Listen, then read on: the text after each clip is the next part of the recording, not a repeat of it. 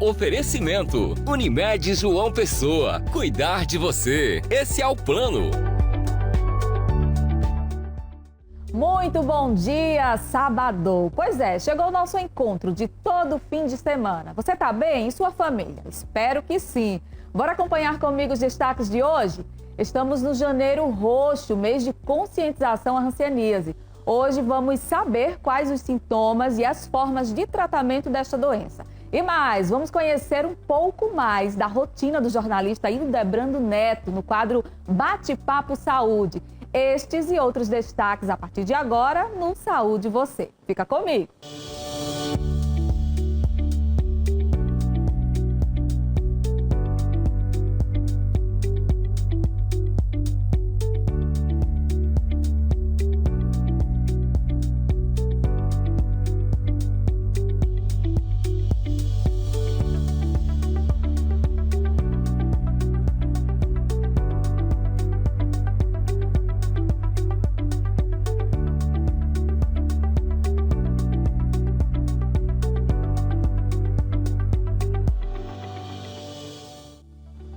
Tô chegando para te fazer companhia neste sábado e já peço permissão para entrar aí na sua casa, mas por um bom motivo, viu? Com muita informação sobre saúde, qualidade de vida e bem-estar. Tudo isso para que você viva melhor e viva mais, tá certo? Então fica comigo até o final, porque o programa de hoje está repleto de muita coisa boa para mim e para você. Você não perde por esperar. A gente já começa com um assunto importante, viu? E curioso também. As buscas na internet por academias 24 horas bateram recorde no ano passado.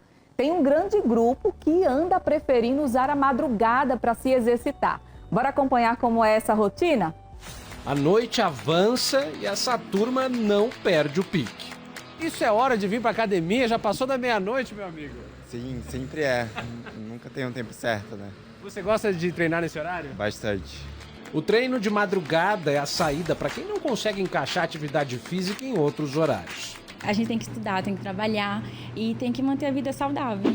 Cerca de 5% dos frequentadores de academia escolhem vir nesse horário entre meia-noite e 5 da manhã. Enquanto a maioria dos brasileiros dormem, eles colocam o corpo para se exercitar. E para quem não gosta de revezar equipamento, esse é o horário ideal. Vocês podem ver que não é tão movimentado assim. Melhor coisa, né? Você vem em academia de tarde, todo mundo reveza, lotado. Hoje aqui é mais tranquilo. As buscas na internet por academia 24 horas bateram recorde em 2024, com um aumento de 44% nos últimos 2 anos, segundo o levantamento da sala digital Band e Google. Para mim é bom porque dá para eu adaptar os meus horários, né, que são flexíveis. Estudos científicos apontam que a atividade física realizada tarde da noite não traz prejuízos para a saúde. O corpo se acostuma. Se você conseguir criar uma rotina bem elaborada, bem tranquila, e que isso dê chance do teu organismo criar também essas adaptações, mesmo que seja de madrugada, a coisa vai funcionar. Não é recomendado reduzir as horas de sono para conseguir malhar, porque dormir bem é muito importante para a saúde. E o exercício físico pode até ajudar nisso. Ele não vai conseguir dormir nessa hora e meia após o exercício, mas logo após, esse metabolismo vai cair tanto que pode ser um facilitador para a indução do sono. E ainda tem aquele gostinho de saber que o treino tá pago mesmo no apagar das luzes. Prefiro dormir cansado, pôr a cabeça no travesseiro de cansaço do que com peso na consciência, né? De não vir. É isso aí, interessante, né? E curioso também, viu? Eu confesso que para mim não dava certo, não. Madrugada eu acho que é para dormir. Mas quem gosta, por que não, né? Se é o melhor horário, abre aí na tua agenda o espaço, o importante é se movimentar, é se exercitar, tá certo? Agora vamos mudar de assunto? Você sabia que o Brasil é o segundo país no mundo com mais casos de hanseníase? A doença infecciosa contagiosa pode causar lesões de pele e danos aos nervos. Para a gente falar sobre esse assunto, convidamos a dermatologista Daniele Medeiros, que está aqui com a gente, vai participar do programa para trazer informação sobre essa doença que atinge tantos brasileiros. O Brasil é o segundo país no mundo. É impressionante esse dado. Daniele, primeiramente, seja muito bem-vinda, tá? Obrigada, Joana. Obrigada, TV Arapuã, pelo convite. E realmente, dentro desse janeiro roxo, a gente quer conscientizar ainda sobre a hanseníase, né? Que é uma doença milenar, né? A gente sabe que na Bíblia está citada várias vezes, mas infelizmente no Brasil ainda é uma doença endêmica, né?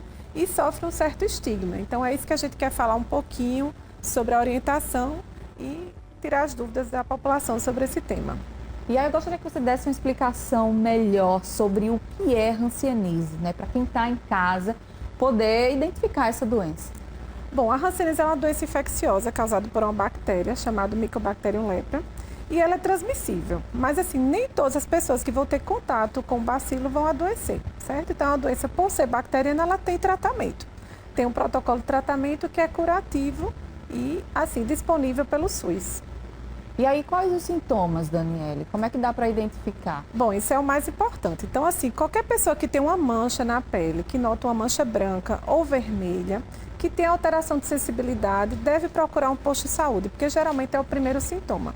Pode ser um nódulo também, então pode ser um carocinho vermelho, mas geralmente é uma mancha, certo? E quando você faz o teste, você não sente o calor, ou você não sente frio naquela mancha, ou então às vezes você se queima e não consegue ver que se queimou. Fica dormente aquela área. Fica dormente, exatamente. Então qualquer mancha que tenha alteração de sensibilidade é uma mancha sugestiva que a gente fala de hanseníase.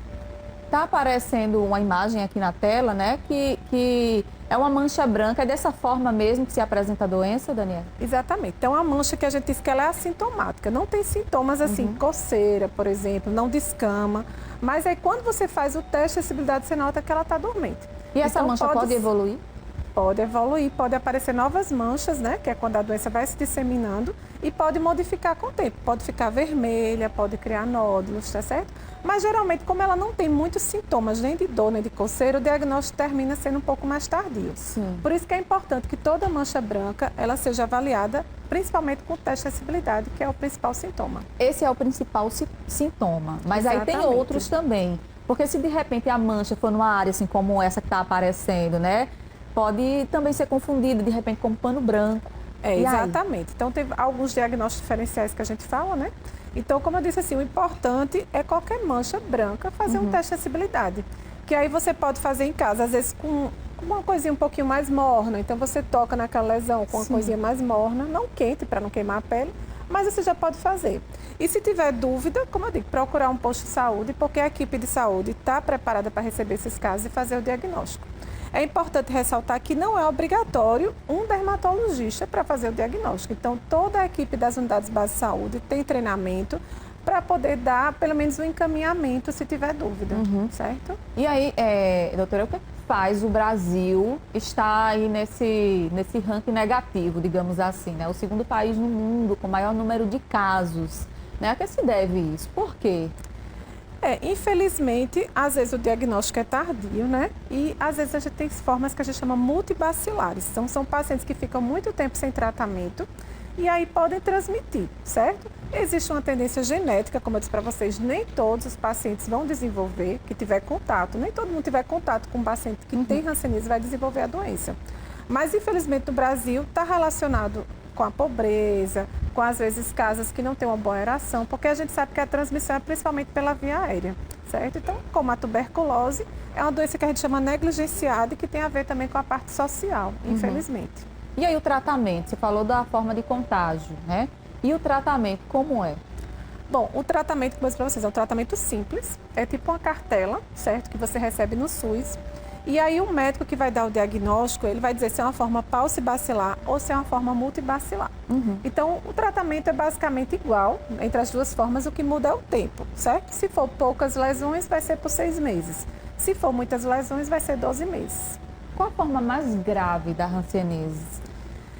Se não tratado, se esse diagnóstico não chegar no início, ali quando a manchinha apareceu, o que é que pode acontecer de mais grave com essa pessoa?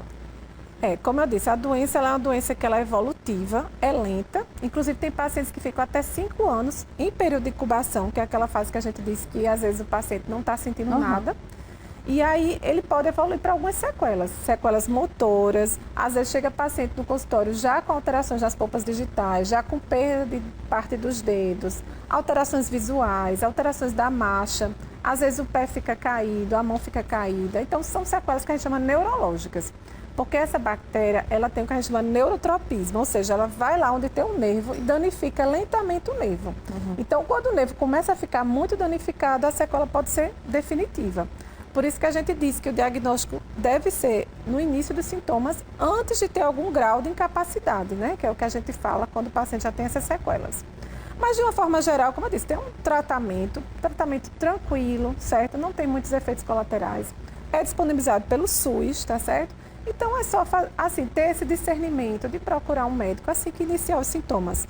E uma coisa interessante também, se você tiver algum caso de hanseníase em alguma pessoa próxima que conviva com você ou que tenha convivido nos últimos 5 anos, faça o seu exame preventivo também, certo? Então, a gente quer aproveitar esse janeiro roxo também para fazer essa avaliação também dos contatos intradomiciliares. Então, isso é muito importante também, porque como eu falei, como é uma doença que tem um certo período de incubação, então é bom avaliar todas as pessoas que convivem com aquele paciente que teve hanseníase ou que está em tratamento. Quem teve hanseníase pode pegar de novo?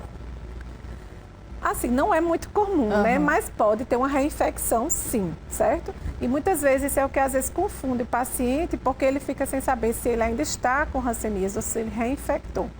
Mas pode, né? Mas é raro, como eu falei. E aí a gente está no Janeiro Roxo, essa campanha que traz conscientização, leva informação a essas pessoas sobre hanseníase. Por que janeiro foi escolhido para ser esse mês de conscientização? Bom, isso aí foi o Ministério da Saúde, né, que preconizou. Então, todos os meses a gente tem uma campanha específica.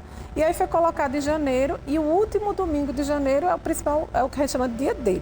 Mas é o que eu digo, esses meses, na verdade, são meses de conscientização. Mas durante todo o ano, a gente é bom estar falando sobre a doença, tendo orientações à população.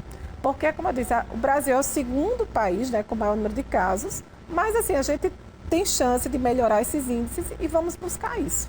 Tá. Aí fala sobre prevenção, eu acredito que vão ter ao longo do mês várias campanhas, várias ações para que essa informação sobre essa doença que é tratável, né? Mas que se não tratada ali no início pode trazer sequelas, pode trazer uma forma mais grave, né, doutora? Exatamente. Então, assim, na verdade, a gente tem a parte de divulgação, tem as palestras, né? Postos de saúde, tem um Hospital Clementino Fraga aqui em João Pessoa, que é o referência, né? E como eu disse, assim, é para a gente fazer uma campanha bem bonita, como a gente faz em dezembro laranja, a gente faz no janeiro roxo também. E em todas as doenças que são tratáveis, obviamente. Qual é o público que está mais propício a ter hanseníase, a desenvolver essa doença? Pegar o homem, mulher, criança? Existe um público que é alvo? Isso é uma boa pergunta, porque na verdade qualquer pessoa pode pegar. Então a gente tem casos em crianças, tem casos em idosos, mas assim, pelas estatísticas, a gente encontra mais casos em homens e na faixa etária entre 50 e 59 anos. Mas como eu disse, isso aí não é uma coisa obrigatória, qualquer pessoa pode pegar. Agora tem que ter, como eu digo, um contato íntimo com o paciente que seja bacilífero, ou seja, um paciente que possa transmitir, porque nem todos os casos de hanseníase eles transmitem, tá certo? E tem que ter uma alteração também genética, né? Porque 90% da população que entra em contato com o bacilo não adoece. Então, é um fator de proteção individual. Então, assim, para não criar esse estigma, né? De que o paciente que tem hanseníase é um paciente que você deve se afastar. Ao contrário, é um paciente que você deve acolher, deve orientar toda a família, os familiares, que é uma doença tratável, que não transmite fácil, certo? E que, assim, é como uma doença contagiosa como outras, que você vai tratar e vai curar o paciente, né? Perfeito, doutora Daniele. Muito obrigada, viu, por atender aqui o nosso convite, para de uma maneira tão didática, tão importante, passar a informação sobre essa doença para quem está em casa. Muito obrigada, viu? Até a próxima. Obrigada. Com essa informação importante, a gente faz um rápido intervalo comercial. Não sai daí, daqui a pouquinho a gente está de volta.